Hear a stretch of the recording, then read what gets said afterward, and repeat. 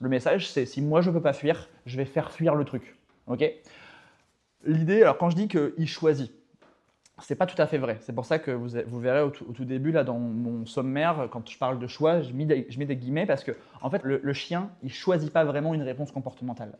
C'est plus un réflexe inné, c'est plus biologique, il essaye de produire une réponse comportementale, ça marche pas, il passe à une autre. Et souvent, ce qui se passe, c'est qu'au bout d'un moment, si le chien il a essayé, enfin en tout cas qu'au début il proposait des réponses comportementales de fuite, de freeze, et qu'en fait ça n'a jamais abouti, parce qu'on l'a forcé, parce qu'on l'a contraint, parce qu'on l'a tenu en laisse très court alors qu'il avait peur. Parfois le chien il va se mettre à skipper et à passer directement à la réponse comportementale d'agression.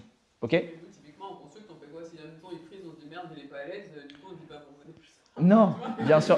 Non, mais par contre, c'est là où c'est ce qui est intéressant, c'est de savoir se dire à quel point ce chien, dans son quotidien, il est compris.